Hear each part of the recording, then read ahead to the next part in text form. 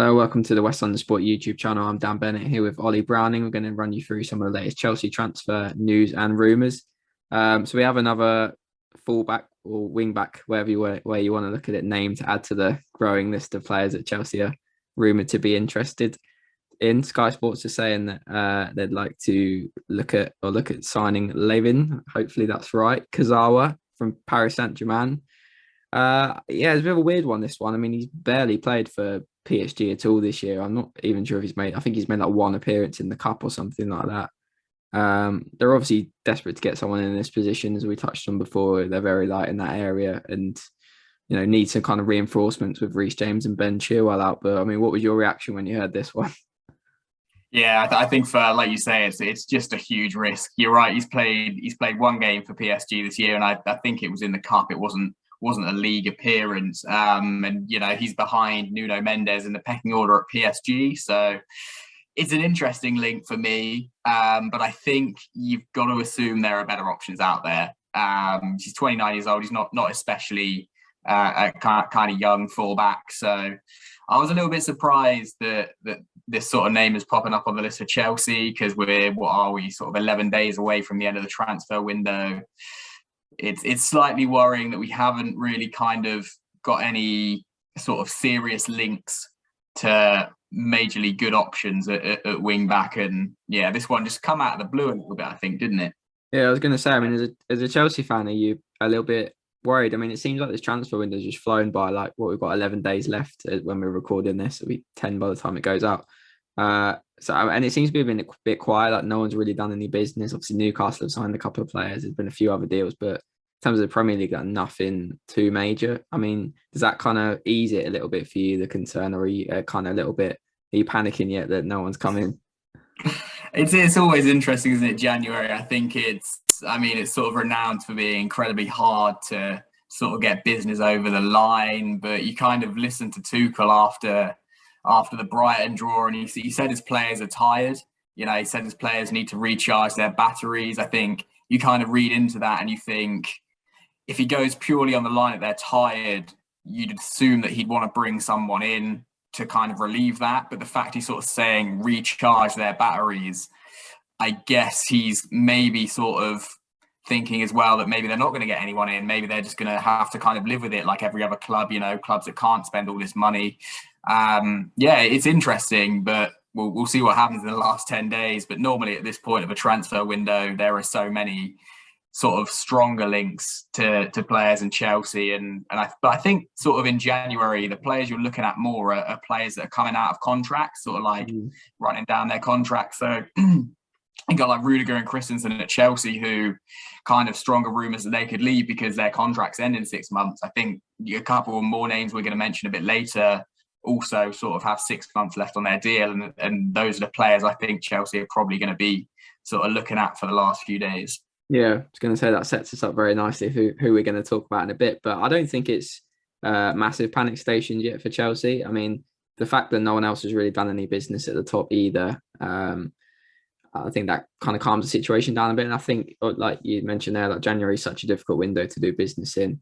I think more so this transfer window, because of the COVID's still around and so many games are getting called off and clubs are a little bit unsure of whether they're going to need guys to come in. I mean, doesn't seem to be stopping Arsenal too much, who are letting all their players go out on loan and calling games off. But it kind of adds to it, I think. And I would be very, very surprised if Chelsea didn't do anything in the next 11 days. And I think they need to strengthen that wing back area. Obviously, the defeat on the weekend's tough. It looks like the title race is kind of over now. We mentioned before that if they win, it opens it back up again. But I think the loss has really killed it off. But plenty of left still to play for, and I think that wing back area is something they've got to look at and do. I don't think, like you, Kurzawa is really going to be the answer. Is he an upgrade on Alonso? Really? I mean, Alonso's played fairly regularly this season, obviously more so since Chilwell's injury, and I know he's got his kind of weaknesses. He's probably not exactly the best defender in that position, and kind of has a bit of a lack of pace sometimes, which gets exposed. But he's good going forward as well, and I think he's probably better off just playing him there instead of Kurzawa. But yeah, you mentioned some players out of contract. The first one, Ousmane Dembele, who's looks to be in a bit of a mess at Barcelona at the moment. Barcelona have said that he can leave. Obviously, he doesn't want to stay, doesn't want to sign the new contract. His deal is running down and coming to an end. So various reports linking Chelsea and sort of several other of the big clubs, as you would a player who went for, what was it, 90, was it more 90 million more than that when Barcelona first signed him, comes available and potentially a free. There's going to be a lot of clubs linked with him. But what do you think about this one? I'm not wholly convinced it'd be a great signing for Chelsea when you think about who they've got in that attacking area already. But what's your thoughts?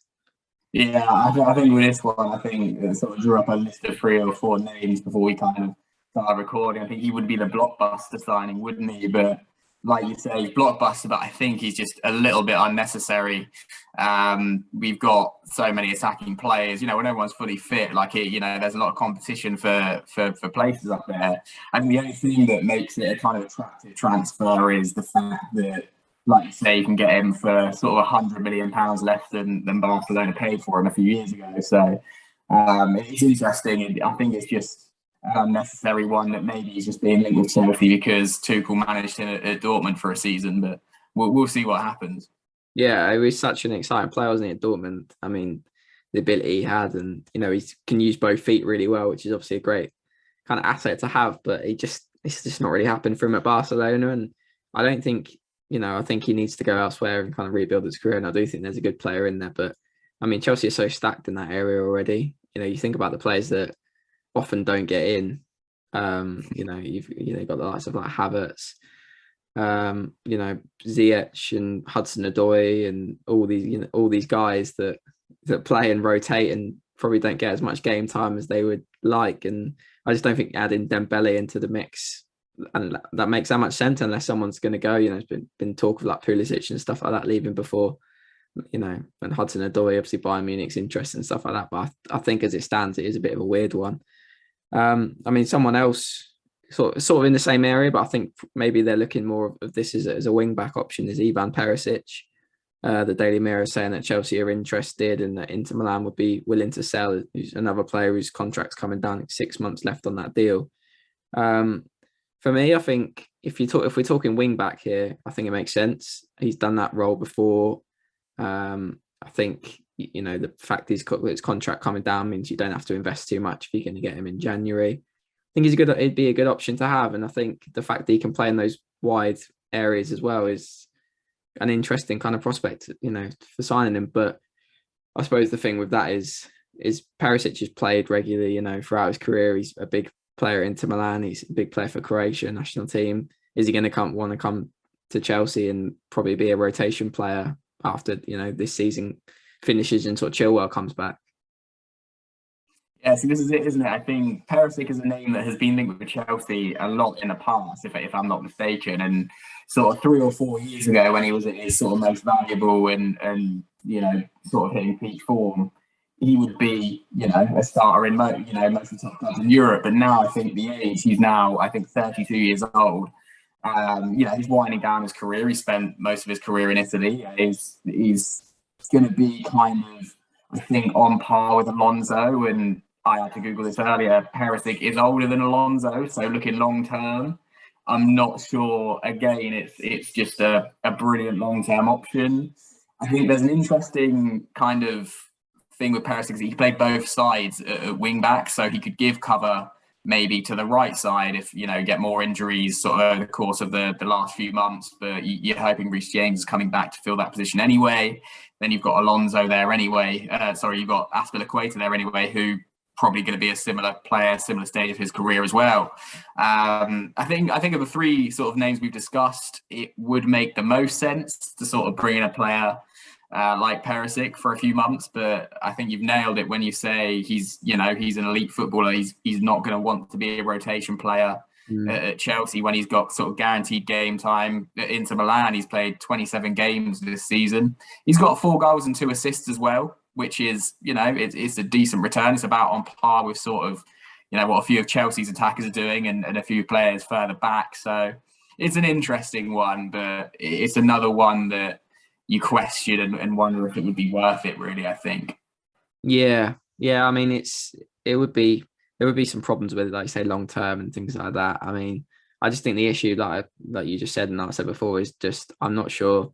He's going to have a lot of offers, isn't he? He's still a very good player. I think he could come to Chelsea, probably earn quite a lot of money and challenge for trophies, but he's also got the potential of going to a club maybe a bit of a step down from Chelsea. If he does leave Inter Milan, though, he could obviously stay there as well and potentially play more games and still kind of challenge for some silverware, just maybe not as sort of prestigious as the cups that Chelsea will be going for. So it's like an interesting thing for him. I don't think that would mean that he definitely wouldn't be interested in Chelsea. I mean, obviously would be a pretty great move for him, but I think that is the potential issue with that. And I think, you're looking long term, he would have to settle for a kind of a rotation role. But I do think he would be a good sort of wing back option for the rest of the season as well, while Chilwell is out.